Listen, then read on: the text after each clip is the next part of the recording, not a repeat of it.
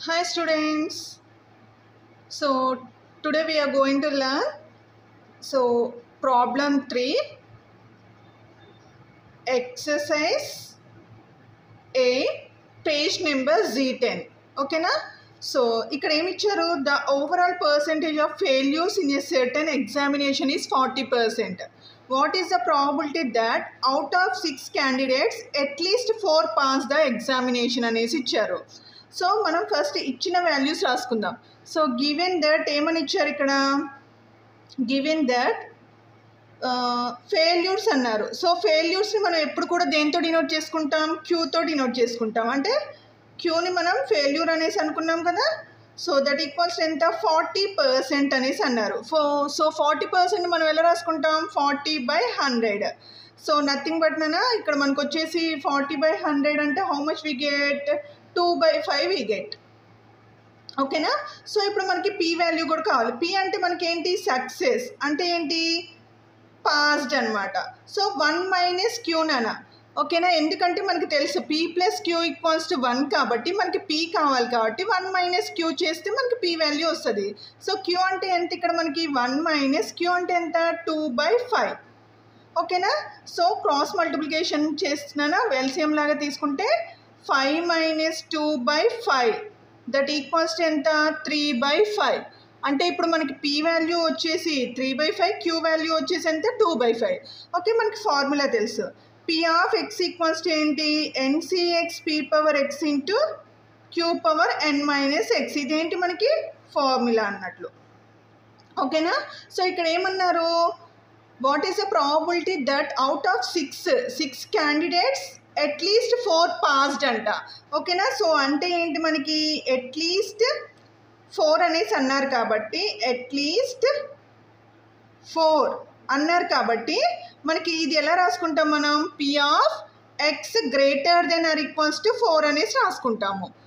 ఓకేనా. సో అంటే ఏంటి, ఇక్కడ వాల్యూస్ ఏమొస్తాయి మనకి, P of X equals to 4 వస్తుంది, plus P of X equals to 5 వస్తుంది, plus P of X equals to 6 కూడా వస్తుంది. ఎందుకు 6 వరకు వస్తుంది అంటే ఇక్కడ ఎన్ వాల్యూస్ ఎన్ని ఉన్నాయి మనకి, 6 ఉన్నాయి కాబట్టి ఇక్కడ మనం ఎన్ని తీసుకుంటాం, ఎక్స్ వాల్యూస్ కూడా 6 తీసుకుంటాం. ఓకేనా. ఇప్పుడు ఇవన్నీ ఫైండ్ అవుట్ చేద్దాం.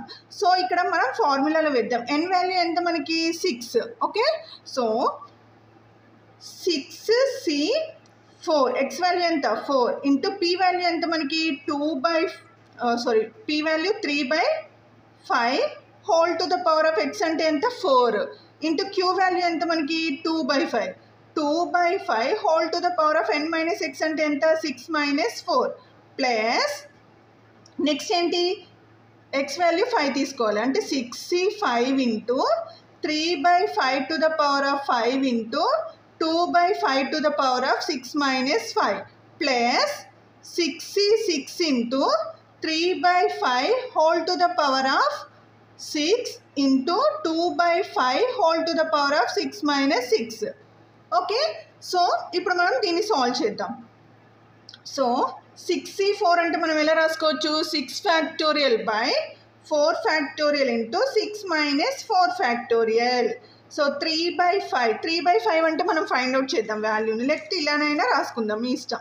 ఓకే, ఎలా అయినా చేయొచ్చు నాన్న. సో 3 చూడండి, 3 డివైడెడ్ బై 5 ఎంత వచ్చింది మనకి, 0.6 అంటే 0.6 to the power of 4 into 2/5. 2/5 అంటే ఎంతనైనా, 2 డివైడెడ్ బై 5 ఈక్వల్స్ ఎంత, 0.4.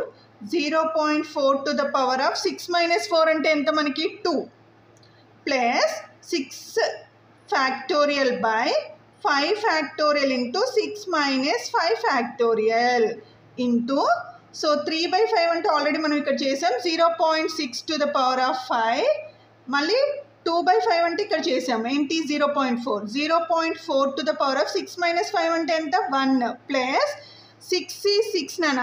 సో సేమ్ నెంబర్ వచ్చినప్పుడు దాన్ని మళ్ళీ చేయనవసరం లేదు నాన్న, 1 అనేసి డైరెక్ట్గా రాసుకోవచ్చు నాన్న మీరు. సో ఇంటూ 3/5 అంటే ఎంత మళ్ళీ, 0.6. 0.6 to the power of 6 into 2/5 అంటే ఎంత, 0.4 టు ద పవర్ ఆఫ్ 6 - 6 అంటే ఎంత, 0. ఓకే. సో నెక్స్ట్ వచ్చేసి 6 ఫ్యాక్టోరియల్ అంటే ఎలా రాసుకోవాలి? 6 into 5 into 4 into 3 into 2 into 1 by 4 factorial అంటే 4 into 3 into 2 into 1 into 6 minus 4 అంటే ఎంత? 2 ఫ్యాక్టోరియల్ అంటే 2 ఇంటూ 1 ఇంటూ ఇప్పుడు ఈ రెండు మనం మల్టిపుల్ చేద్దాము. ఓకేనా? చూడండి 6.4ని 4 టైమ్స్ చేద్దాము. So 0.6 into next 0.6 into 0.6 into 0.6 how much? 0.1296. Okay, అంటే ఇంటూ 0.1296 ఇంటూ 0.4ని ఎన్ని టైమ్స్ చేయాలి? 2 టైమ్స్ చేయాలి. So 0.4 into 0.4 how much? 0.16. 0.16 plus 6 ఫ్యాక్టోరియల్ని మనం ఎలా రాసుకుంటాం? 6 into 5 into 4 into 3 into 2 into 1 by 5 ఫ్యాక్టోరియల్ని 5 into 4 into 3 into 2 into 1. 6 minus 5 అంటే 1. 1 ఫ్యాక్టోరియల్ ఈజ్ నథింగ్ బట్ 1 అన్న. Okay, so 0.6 to the power of 5 ఇక్కడ చూసుకుంటే మీకు 0.6 టు ద పవర్ ఆఫ్ 4 ఉంది, ఇక్కడ 5 ఉంది. అంటే ఈ వాల్యూ ఈ వచ్చిన ఆన్సర్కి మనం ఒక్క 0.6ని ఇంటూ చేస్తే సరిపోయింది కదా. మళ్ళీ 0.6ని 5 టైమ్స్ చేసే బదులు ఈ ఆన్సర్కి నేను ఒక్క 0.6ని ఇంటూ చేస్తున్నాను. అంటే ఇక్కడ ఎంత? ఇది ఎంత ఉంది? 0.ఎంత? 1296 ఇంటూ 0.6 ఈక్వల్స్ టు 0.07776. ఓకేనా? సో ఎంత వచ్చింది? 0.07776 into 0.4 whole to the power of 1 అంటే నథింగ్ బట్ 0.4 ప్లస్ 1 ఇంటూ దీనికి 0.6 చేస్తే సరిపోతుందిగా, ఎందుకంటే ఇక్కడ 5 ఆల్రెడీ ఇది వచ్చింది, ఇక్కడ 6 ఉంది. అంటే ఈ ఆన్సర్కి మనం ఒక్క 0.6ని ఇంటూ చేస్తే సరిపోతుంది. అంటే ఇంటూ ఈ ఆన్సర్కి ఇంటూ 0.6 అంటే ఎంత వచ్చింది మనకి? 0.046656. ఓకే, ఇంటూ ఎంత? 0.4 whole to the power of 0 అంటే ఎంత రాసుకోవచ్చు మనం? 1 అని రాసుకోవచ్చుగా సింపుల్గా.